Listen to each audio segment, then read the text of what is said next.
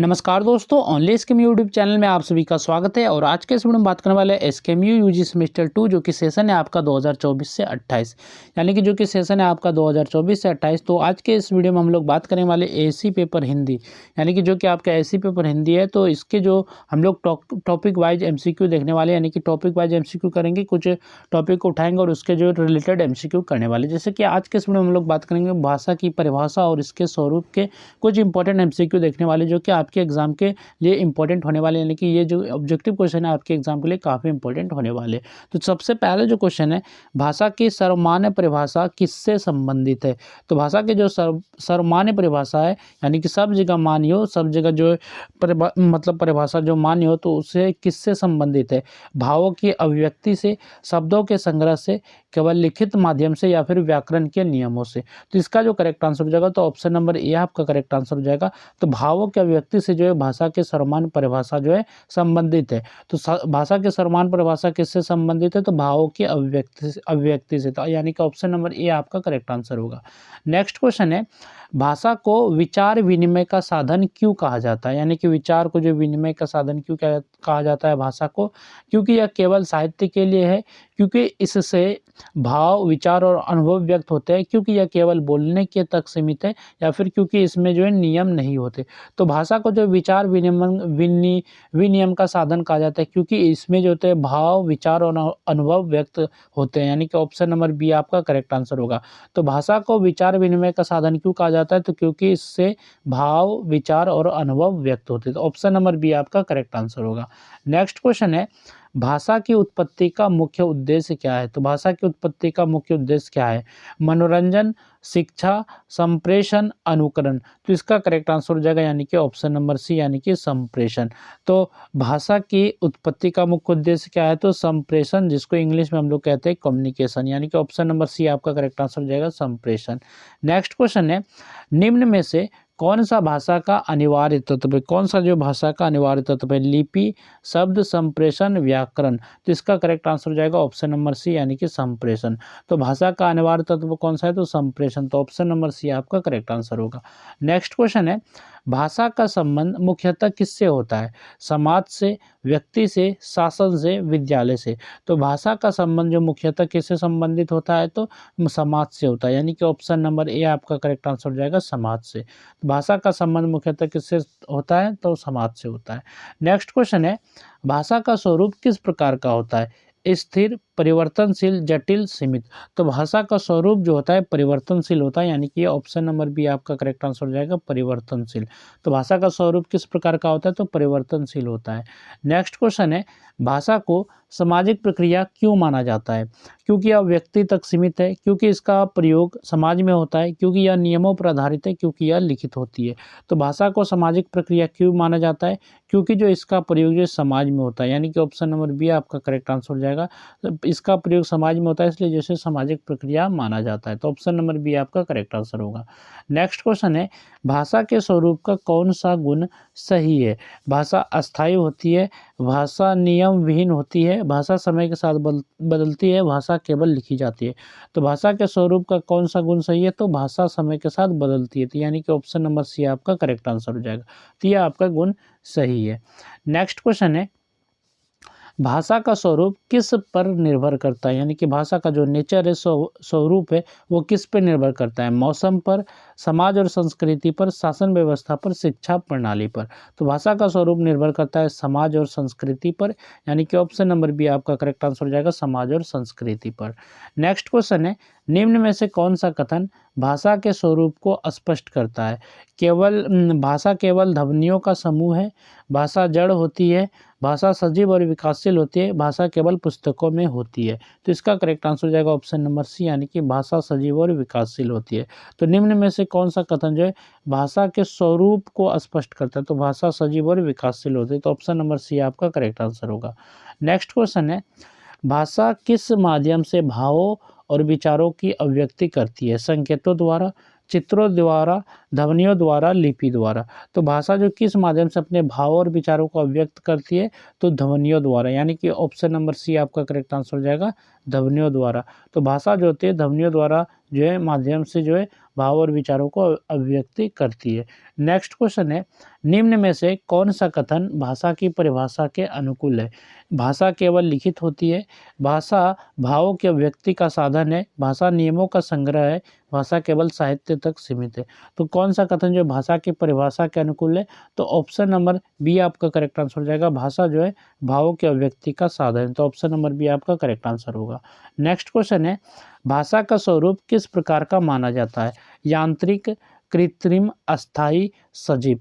तो भाषा का स्वरूप जो किस प्रकार माना जाता है? तो इसका स्वरूप माना जाता है सजीव, यानी कि ऑप्शन नंबर डी आपका करेक्ट आंसर हो जाएगा सजीव। नेक्स्ट क्वेश्चन है, भाषा के स्वरूप का कौन सा गुण सही नहीं है? कौन सा इसमें जो गुण आपका सही नहीं है? परिवर्तनशीलता, ये तो गुण होता है परिवर्तनशील। सामाजिकता, ये भी होती है। जड़ता या फिर सजीवता, तो इसका करेक्ट आंसर हो जाएगा ऑप्शन नंबर सी, यानी कि जड़ता। ये आपका कोई सा गुण नहीं है, बाकी ये सभी गुण है, परिवर्तनशीलता, सामाजिकता और सजीवता, ये सभी गुण सही है, लेकिन ऑप्शन नंबर सी आपका सही नहीं है, यानी कि ये गुण सही नहीं है जड़ता। तो ऑप्शन नंबर सी आपका करेक्ट आंसर होगा। नेक्स्ट क्वेश्चन है, भाषा का विकास किसके साथ होता है? व्यक्ति के साथ, समय और समाज के साथ, केवल शिक्षा के साथ, केवल साहित्य के साथ। तो भाषा का विकास जो होता है समय और समाज के साथ जो है विकास होता है, यानी कि ऑप्शन नंबर बी आपका करेक्ट आंसर हो जाएगा, समय और समाज के साथ। नेक्स्ट क्वेश्चन है, भाषा को सामाजिक संस्था क्यों कहा जाता है? क्योंकि यह विद्यालय में पढ़ाई जाती है, क्योंकि यह शासन द्वारा नियंत्रित होती है, क्योंकि इसका प्रयोग समाज में होता है, क्योंकि यह नियमों पर आधारित होता है। तो भाषा को जो सामाजिक संस्था कहा जाता है, क्यों कहा जाता है? तो क्योंकि ये जो होती है इसका प्रयोग जो है समाज में होता है, इसलिए जो इसको जो सामाजिक संस्था कहा जाता है। तो ऑप्शन नंबर सी आपका करेक्ट आंसर होगा। नेक्स्ट क्वेश्चन है, भाषा का स्वरूप किससे प्रभावित होता है? जलवायु से, समाज, संस्कृति और समय से, भूगोल से, राजनीति से। तो भाषा का स्वरूप जो प्रभावित होता है समाज, संस्कृति और समय से, यानी कि ऑप्शन नंबर बी आपका करेक्ट आंसर हो जाएगा, समाज, संस्कृति और समय से। नेक्स्ट क्वेश्चन है, भाषा के स्वरूप की कौन सी विशेषता उसे जीवंत बनाती है? कौन सा स्वरूप जो है उसकी विशेषता जो होती है वो जीवंत बनाती है? स्थिरता, नियमबद्धता, परिवर्तनशीलता या फिर लिखित रूप। तो इसका करेक्ट आंसर हो जाएगा ऑप्शन नंबर सी, यानी कि परिवर्तनशीलता। तो ये जो विशेषता है भाषा का, परिवर्तनशीलता, जो इसके स्वरूप को जो है जीवंत बनाती है, यानी कि ऑप्शन नंबर सी आपका करेक्ट आंसर होगा, परिवर्तनशीलता। नेक्स्ट क्वेश्चन है, भाषा की परिभाषा में कौन सा तत्व अनिवार्य है? लिपि, व्याकरण, साहित्य, संप्रेषण। तो कौन सा तत्व अनिवार्य है? तो संप्रेषण आपका करेक्ट आंसर हो जाएगा, ऑप्शन नंबर डी, यानी कि ये आपका करेक्ट आंसर हो जाएगा। तो भाषा की परिभाषा में कौन सा तत्व अनिवार्य है? तो संप्रेषण। नेक्स्ट क्वेश्चन है, निम्न में से कौन सा कथन भाषा के स्वरूप को सही रूप में दर्शाता है? भाषा अपरिवर्तनीय होती है, तो भाषा तो आपका परिवर्तनशील होता है, यानी कि ऑप्शन ए आपका नहीं होगा। भाषा केवल लिखित माध्यम है, भाषा समय अनुसार बदलती रहती है, और ऑप्शन डी आपका भाषा केवल शिक्षित वर्ग की होती है। तो इसका जो करेक्ट आंसर होगा तो ऑप्शन नंबर सी आपका करेक्ट आंसर हो जाएगा। भाषा जो होती है समय अनुसार बदलती रहती है, यानी कि ऑप्शन नंबर सी आपका करेक्ट आंसर होगा। नेक्स्ट क्वेश्चन है, भाषा को विचारों की अभिव्यक्ति का माध्यम क्यों माना जाता है? क्योंकि यह केवल लिखित होती है, क्योंकि यह नियमों से बनी होती है, क्योंकि इसके द्वारा भाव और विचार व्यक्त होते हैं, क्योंकि यह केवल बोलने तक सीमित है। तो इसका सही उत्तर हो जाएगा ऑप्शन नंबर सी, यानी कि इसके जो भाव और विचार व्यक्त होते हैं, यानी कि ऑप्शन नंबर सी आपका करेक्ट आंसर होगा। नेक्स्ट क्वेश्चन है, भाषा की परिभाषा में ध्वनि का क्या महत्व है? तो भाषा की परिभाषा में ध्वनि का क्या महत्व है? ध्वनि से भाषा का सौंदर्य बढ़ता है, ध्वनि से भाषा लिखी जाती है, ध्वनि भाषा का मूल आधार है, ध्वनि भाषा को कठिन बनाती है। तो इसका करेक्ट आंसर हो जाएगा ऑप्शन नंबर सी, यानी कि ध्वनि जो है भाषा का मूल आधार है। तो ऑप्शन सी आपका करेक्ट आंसर होगा। नेक्स्ट क्वेश्चन है, भाषा के स्वरूप का कौन सा गुण उसे गतिशील बनाता है? स्थिरता, परिवर्तनशीलता, नियमबद्धता या फिर सीमितता। तो इसका करेक्ट आंसर होगा ऑप्शन नंबर बी, यानी कि परिवर्तनशीलता। तो भाषा का ये जो गुण है परिवर्तनशीलता, ये जो उसके गुण को गतिशील बनाता है, यानी कि ये जो स्वरूप है परिवर्तनशीलता, ये इसके गुण को जो है गतिशील बनाता है। तो ऑप्शन नंबर बी आपका करेक्ट आंसर होगा। नेक्स्ट क्वेश्चन है, भाषा के स्वरूप का विकास किस प्रक्रिया से होता है? प्राकृतिक प्रक्रिया से, केवल शिक्षा से, केवल साहित्य से, केवल व्याकरण से। तो भाषा के स्वरूप का विकास किस प्रक्रिया से होता है? तो इसका जो विकास होता है प्राकृतिक प्रक्रिया से होता है, यानी कि ऑप्शन नंबर ए आपका करेक्ट आंसर हो जाएगा, प्राकृतिक प्रक्रिया से। नेक्स्ट क्वेश्चन है, भाषा को सामाजिक व्यवहार का साधन क्यों कहा जाता है? क्योंकि यह विद्यालय में पढ़ाई जाती है, क्योंकि यह पुस्तकों में होती है, क्योंकि इसका प्रयोग समाज में होता है, क्योंकि यह नियमों पर आधारित होती है। तो भाषा को सामाजिक व्यवहार का साधन क्यों कहा जाता है? क्योंकि इसका प्रयोग समाज में होता है, इसलिए, यानी कि ऑप्शन नंबर सी आपका करेक्ट आंसर होगा। नेक्स्ट क्वेश्चन है, भाषा का स्वरूप किस कारण बदलता रहता है? शासन के कारण, समाज और समय के कारण, विद्यालय के कारण, परीक्षा के कारण। तो भाषा का स्वरूप जो किस कारण बदलता रहता है? समाज और समय के कारण, यानी कि ऑप्शन नंबर बी आपका करेक्ट आंसर हो जाएगा, समाज और समय के कारण। नेक्स्ट क्वेश्चन है, भाषा की परिभाषा के अनुसार भाषा क्या है? तो भाषा की परिभाषा यानी कि इसके डेफिनेशन के अनुसार जो भाषा क्या है? शब्दों का संग्रह है, ध्वनियों द्वारा विचारों की अभिव्यक्ति है, नियमों की सूची है, या फिर साहित्य का माध्यम है। तो भाषा की परिभाषा के अनुसार जो भाषा है वह ध्वनियों द्वारा विचारों की अभिव्यक्ति, यानी कि ऑप्शन नंबर बी आपका करेक्ट आंसर हो जाएगा, ध्वनियों द्वारा विचारों की अभिव्यक्ति। नेक्स्ट क्वेश्चन है, भाषा का स्वरूप किससे स्पष्ट होता है? भाषा की जड़ता से, भाषा की परिवर्तनशील प्रकृति से, भाषा की कठिनता से, भाषा की सीमाओं से। तो इसका करेक्ट आंसर होगा ऑप्शन नंबर बी, यानी कि भाषा की परिवर्तनशील प्रकृति से जो है भाषा का स्वरूप जो स्पष्ट होता है। तो ऑप्शन नंबर बी आपका करेक्ट आंसर होगा। नेक्स्ट क्वेश्चन है, भाषा के स्वरूप की कौन सी विशेषता उसे जीवित बनाती है? लिखित होना, नियमबद्ध होना, परिवर्तन और विकासशील होना, या फिर स्थिर होना। तो कौन सा स्वरूप भाषा का जो विशेषता है जो कि उसे जीवित बनाती है? तो परिवर्तन और विकासशील होना, यानी कि ऑप्शन नंबर सी आपका करेक्ट आंसर होगा। तो ये आपका करेक्ट आंसर है।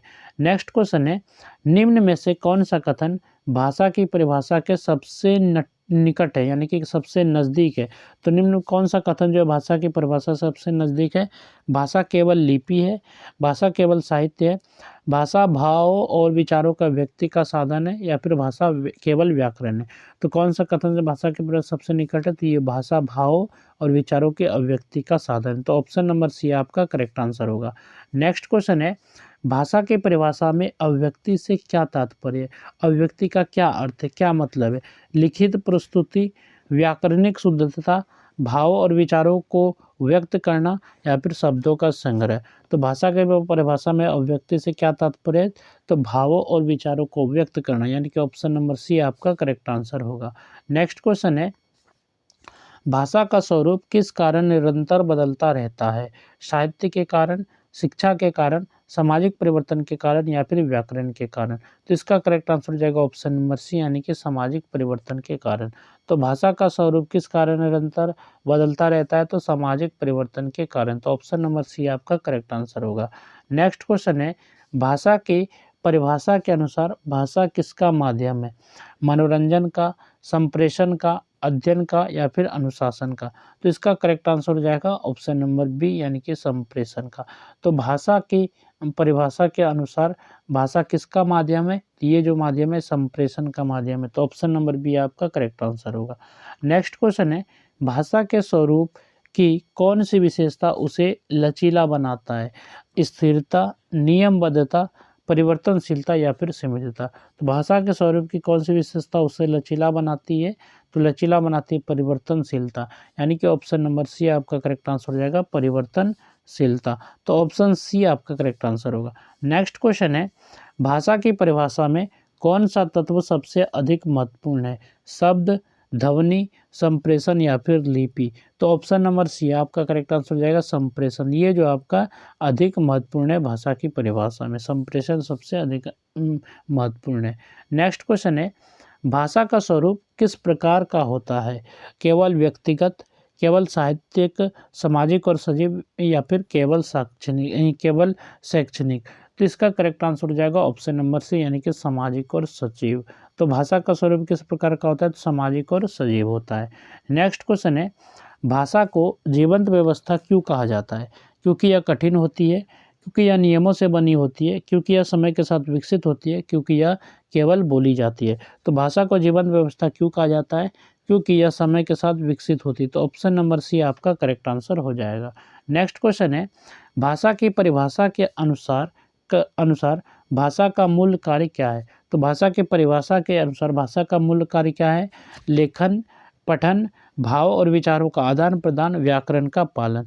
तो भाषा की परिभाषा के अनुसार भाषा का जो मूल कार्य है वो है भावों और विचारों का आदान प्रदान, यानी कि ऑप्शन नंबर सी आपका करेक्ट आंसर होगा। नेक्स्ट क्वेश्चन है, भाषा के स्वरूप में सामाजिकता का क्या अर्थ है? भाषा केवल व्यक्ति के लिए होती है, भाषा समाज में प्रयुक्त होती है, भाषा केवल विद्यालय में होती है, भाषा केवल साहित्य में होती है। तो भाषा के स्वरूप में सामाजिकता का क्या अर्थ है? तो इसका अर्थ है भाषा जो समाज में प्रयुक्त होती है, यानी कि ऑप्शन नंबर बी आपका करेक्ट आंसर हो जाएगा, भाषा समाज में प्रयुक्त होती है।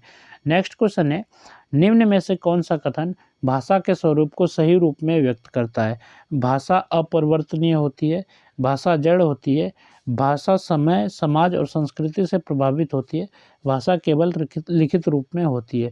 तो निम्न में से कौन सा कथन जो भाषा के स्वरूप का सही रूप व्यक्त करता है? तो ऑप्शन नंबर सी आपका करेक्ट आंसर होगा, भाषा समय, समाज और संस्कृति से प्रभावित होती है। तो ऑप्शन नंबर सी आपका करेक्ट आंसर हो जाएगा।